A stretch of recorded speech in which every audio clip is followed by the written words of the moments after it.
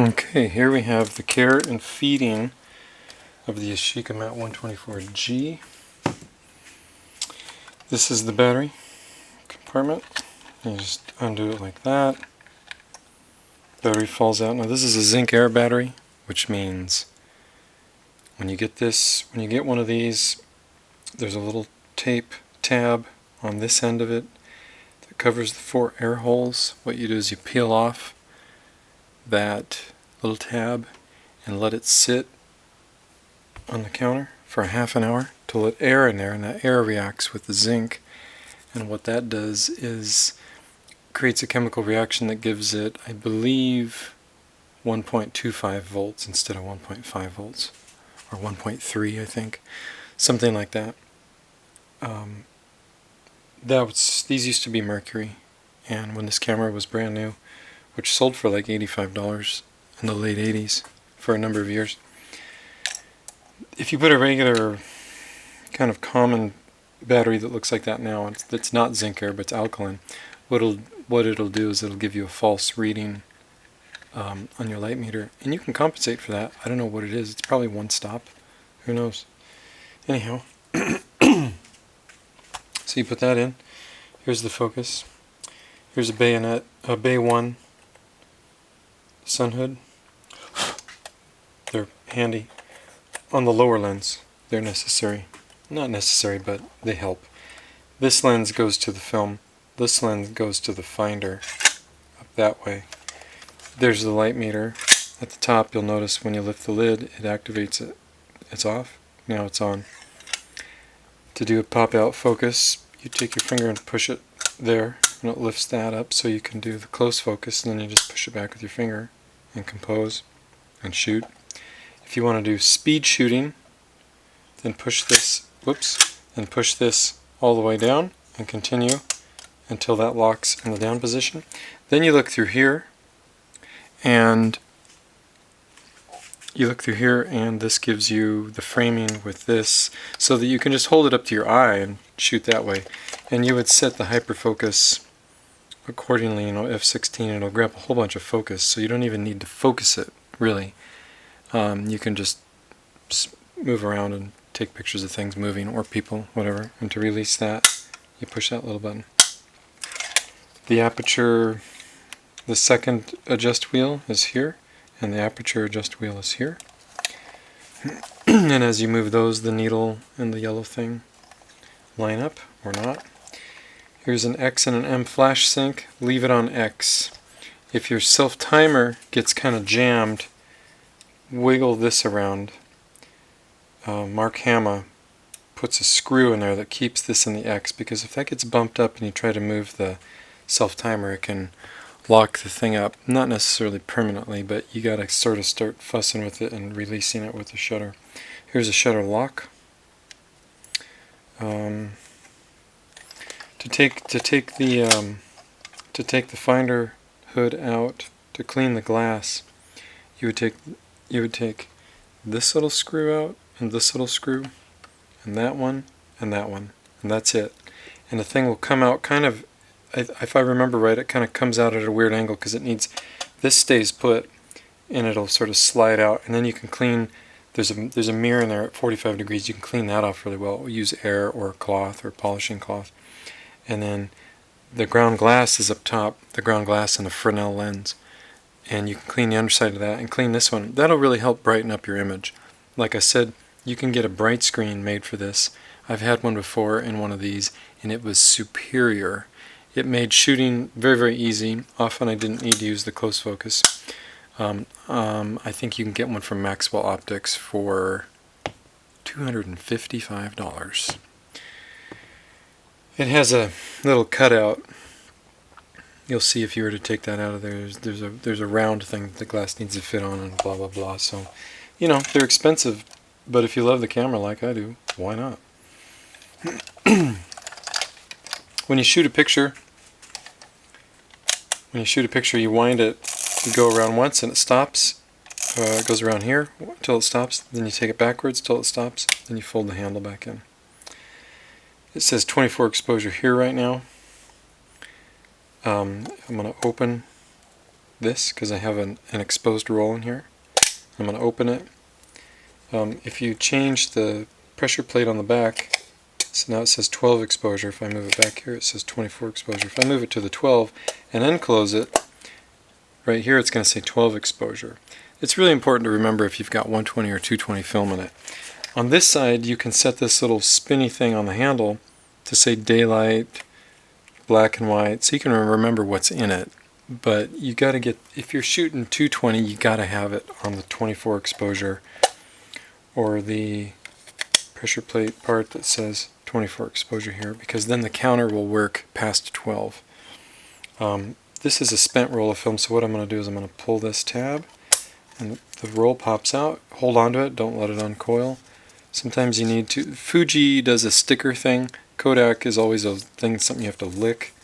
But fold the tab under. Sometimes I kind of tighten it up, lick it, fold the glue tab over, line it up, just sort of hold it until it's kind of stuck, because this needs to stay tight, right? Because there's pictures on here.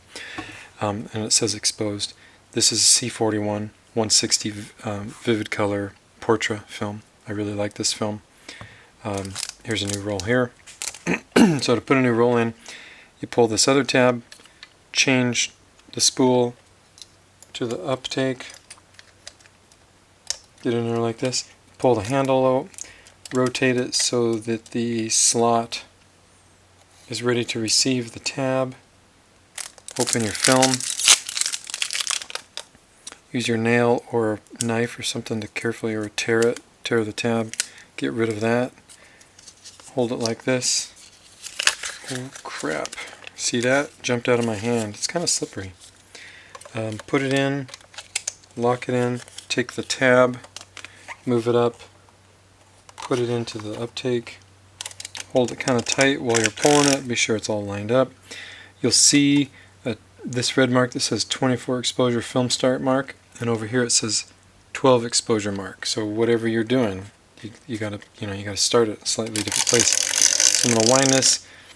There's a picture on here that says for special equipment use the dotted line, for the black one for standard cameras. This is a standard camera. So we're going to take this until the start mark shows up, lines up with the red thing. It's here, it says 24 exposure. This is 220 film. It says 220. So now close it, twist that, locks this tab down. This tab moves in and out. Continue winding till it stops, then go backwards till it stops, fold it in. You're ready to go. Ready to go. Here's your film speed set here. You turn this little wheel and it changes it there. Remember, every day I use expired film because it's cheap and they don't make 220 film anymore. I use 220 film because it's twice as long as 120. That means I have to change film half as often. I get twice the length of film on the roll, which the place where I send it to, which is Dwayne's Photo in Parsons, Kansas, they don't charge any different for 120 or 220. So it makes sense to me to buy one roll of film and get 24 pictures rather than two rolls of film to get 24 pictures, because you'd have to pay for the processing twice and the extra shipping per roll, etc. So it's going to end up costing you, every time you shoot a roll of 220, you're saving $10. That will buy you 2 rolls of film. That'll process an extra roll. Do you see what I'm saying? Like, it's $10. The processing, including the shipping, is on average $8 a roll for developing only and scanning to CD. That's a really fantastic deal. The scans are decent. I forget what size they are. They're not huge, but they're okay. You know, if you want professional, top-grade scanning, you're going to have to send it to North Coast Photo Services, ncps.com in California, and it's going to cost you probably, if you want enhanced scans, it might cost you twice or maybe even $20 a roll to get it developed and scanned to high-quality scans. So if you're doing this on the cheap for fun, use Dwayne's. If you're doing it for quality and professional output, use NCPS. There's other places that'll do it. Those are the 2 places that I have sent stuff to. So I think that's about it. Yeah, I think that's it. Here's a tip. When you hold this thing, a lot of people I like to hold it like this, right? This carriage, if I turn the focus knob, you'll see this carriage moves in and out. So if you're holding the focus with the left hand and you're gripping the carriage, the lens carriage, with your right hand, you're essentially mashing the gears. You're pressuring the carriage. So what I recommend is that people hold it like this. That way your finger is by the shutter trigger, and you focus. So you're holding it down below. The carriage is free to move. And when you're ready to shoot, you got a nice hold. You go ahead and shoot it that way, etc. That's about it. You can set these on the ground. You know, it's really easy to see into. Sometimes you can take a lens cap or a thing and kind of like stick it underneath it. For slow shots below a 15th, I usually hand hold down to a 30th. I can shoot a 15th if I'm really careful. Slower than that, I like to set it down. It's a leaf shutter, so there's no mirror slapping around. That's handy. But you can also put like a lens cap or something underneath it, or put it on a tripod because it's got a socket, and then you swing the shutter speed, the self-timer lever over, and you hit it, and it's about 6 to 8 seconds or something like that.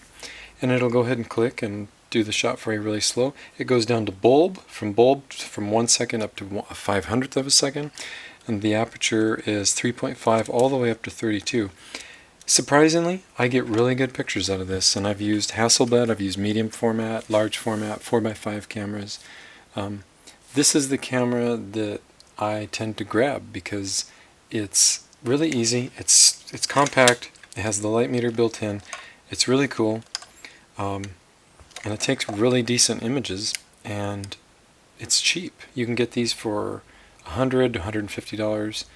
I wouldn't spend more than $125 on one of these unless it's been CLA'd or has some sort of special thing with it, or the extra lenses, or you know what I mean, like because if you get one of these, basically it's going to fail at some point because everything mechanical fails. But in order to get it worked on, it's going to cost you $100, sort of a thing. So try to get one that has everything working, light meter and the self-timer. Self-timer is not critical, but if you like to use that, it's a really handy thing.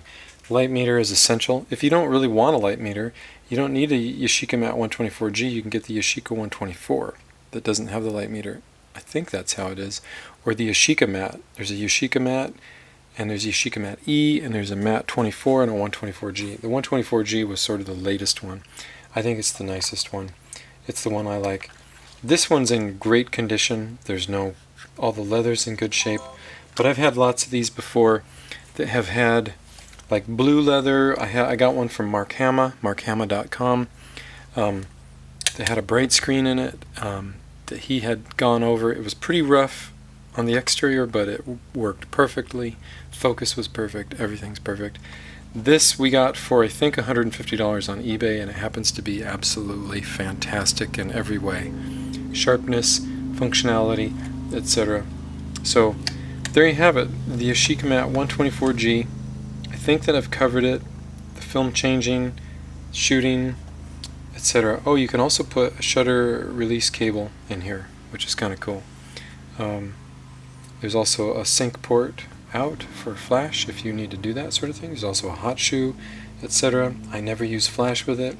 I just shoot it, and I love it. And this is the one that I grab probably 80% of the time next to my Hasselblad when I'm shooting film. When I shoot digital, I shoot Nikon D800, which is what I'm filming this video with. So thank you for your time. Hope that was good. If you have a question, you can message me. Thank you. Bye-bye.